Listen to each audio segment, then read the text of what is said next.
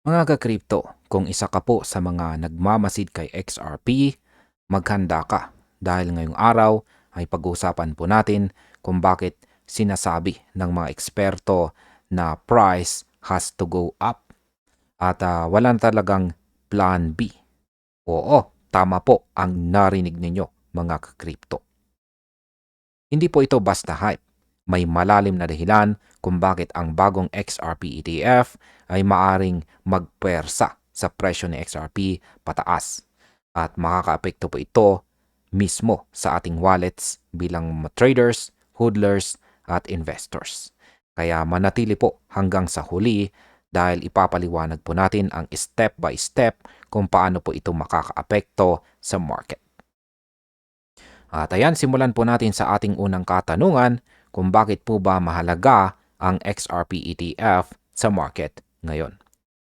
Yan, ang XRP ETF ay meron pong bagong financial products na naglalayong payagan ang mas maraming investors na makabili po ng XRP sa regulated na paraan. Wala pong direct na hawak na XRP. Ang pinakaunang ETF ay ang Canary Capital XRP ETF or XRPC na nag-debut po nitong nakalipas na November 13 na may $245 million inflows. Kasunod po nito ay sumunod ang Bitwise, tapos Grayscale at ang Franklin Templeton na nag-launch ng kanilang sari-sariling XRP ETF. Kung titingnan po natin ang data mula sa SOSO value, sa loob lamang po ng 2 linggo, ang apat na XRP ETF ay nakapagtala po ng $643.92 million cumulative net inflows. At noong November 26, nagdagdag pa sila ng $21.81 million intraday net flow. Pero kahit na malaki ang numbers, hindi pa rin po sumabog ang presyo ni XRP tulad ng inaasahan ng ibang mga investors. Ang market impact po nito sa atin ay ang pagpasok ng malalaking funds ay nagbibigay ng strong buying pressure. Pero habang hindi pa ito ganap na nakakaapekto sa presyo, nagiging consolidation zone ang $2.2 price level ni XRP. Sa madaling salita, nakikita po natin ang resistance level pero ang underlying demand mula sa ETF ay malakas at nagpapatuloy. Ngayon ay ano po ang ibig sabihin ng first year for XRP's ETF would be aggressive. Isa po sa mga kilalang XRP community pundits or analyst ay si Ginoong Chad Steingraber, kung saan ay paulit-ulit po siyang nagpapaalala na ang unang taon ng trading ng XRP ETF ay magiging aggressively bullish. Ayon po sa kanya, ang mga ETF ay hindi lang basta-basta bibili. Relentlessly aggressive daw ang kanilang accumulation. Target po nilang madrain or ubusin ang circulating supply ng XRP sa loob lamang ng unang taon. Kung ikaw po ay isang holder o trader, ito po ang napaka-importante dahil malaking demand mula sa mga ETF ay maari pong magbunsod or magdulot ng price surge sa hinaharap. Ngunit may catch.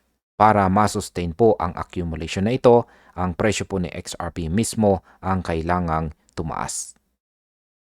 Para po sa perspective, sa $2.2, isang $1 billion inflow ay makakabili ng 454 million XRP. Pero kung ang presyo tumaas po sa $6, parehas na $1 billion ay makakabili lamang ng 166 million XRP. Ibig sabihin, mas mataas po ang presyo, mas kaunti ang kailangan nilang bilhin para ma-achieve ang kanilang target. Kaya may strategic push para sa price surge. Ngayon ay bakit po ba walang plan B para sa presyo ni XRP? Ayon po kay Ginoong Steingraber, wala talagang ibang solusyon kundi tumaas ang presyo ni XRP. Kung hindi po tataas ang presyo, hindi ma-accommodate ng mga ex-ETF ang kanilang aggressive buying strategy. Kung ikaw po ay nag-i-invest or nag-hold, mahalagang maintindihan natin na ang bawat malalaking ETF inflow ay may direct impact sa supply-demand dynamics. Kaya kahit papaano ay maaari pong tumaas ang presyo sa long term. Ito ay katulad po ng nangyari sa Bitcoin ETF noong taong 2024, kung saan sa unang taon nakakita po ng $35 billion BTC accumulation sa loob lamang ng 10 buwan ng inflows. At ang resulta, malakas na bullish momentum sa market at pagtaas po ng presyo ng Bitcoin. Ang pattern na ito ay maaaring ma-replicate ni XRP at kung nangyari ito, hindi ka lang basta spectator, kundi ikaw ay direktang maapektuhan sa presyo ng iyong XRP holdings. Ngayon ay bakit hindi po bibili ng XRP mula sa Ripple's escrow ang mga ETF? May ilan na nagsasuggest na baka bumili ang mga ETF mula sa Ripple escrow na pwede raw neutral sa price impact dahil kahit na bumili sila, parang walang bagong demand na nakikreate. Pero ayon po kay Ginong Steingraber, hindi daw po ito feasible. Bakit?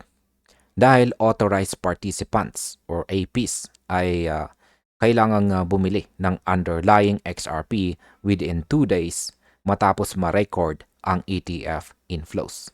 Wala po silang time o oras na maghintay para sa better deal or mas magandang deal mula sa Ripple escrow sa mga susunod na linggo. Para ma-pull off ito, kailangang i-release ng Ripple lahat ng tokens ng buwan at hintayin lang nila ang ETF sa timing na iyon. Kung mangyari po ito, ang Ripple ay magbebenta sa mababang presyo tulad po ng $2 at mawawala ang potential gains nila kung hihintayin nilang tumaas ang presyo bago magbenta. Kaya practically, direct market purchase, ang direktang market purchase ang mas mabilis at efficient strategy para sa mga ETF. At dito po pumapasok ang malakas na buying pressure na direktang nagtutulak sa presyo pataas. Ngayon ay ano naman po ang implikasyon nito sa atin bilang mga traders, holders at saka investors. Yan, dahil po sa ganitong senaryo, bawat isa po sa atin ay kailangang maging aware sa supply-demand dynamics. Kapag aggressive ang mga ETF, maapektuhan po ang presyo ng XRP at maaring magkaroon ng short-term volatility. Pero sa long term, malaki po ang potensyal na price surge. Kung ikaw po ay hodler, ito ang magandang opportunity dahil ang pagtaas ng demand ay direktang makikinabang po ang makikinabang po ang long-term value ng XRP. Kung ikaw naman po ay trader, dapat pong bantayan natin ang resistance levels tulad po ng $2.2 ngayon at maging alerto po tayo sa potential breakout. Kaya ang key takeaway po dito ay ang unang taon ng XRP ETF ay critical para sa market direction ng XRP. At bilang panghuli ay ano naman ang aking masasabi tungkol dito. Ang sinasabi po ng mga eksperto ay malinaw. The price has to go up at walang plan B. Ang aggressive accumulation po ng XRP ETF combined sa market dynamics at limited circulating supply ay nagset ng stage para sa potential surge sa presyo ng XRP sa susunod na mga buwan.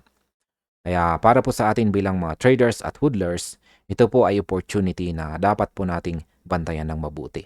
Kaya ang takeaway po rito ay sa XRP ay hindi na lamang po siya gumagalaw. Siya ay naghahanda para sa isang posibleng malaking pagtalon. Ang bawat malakas na ETF inflow ay may direktang epekto sa ating wallets. At ayan, hanggang dito na lamang po tayo sa video na ito mga ka-crypto. Maraming salamat sa panonood.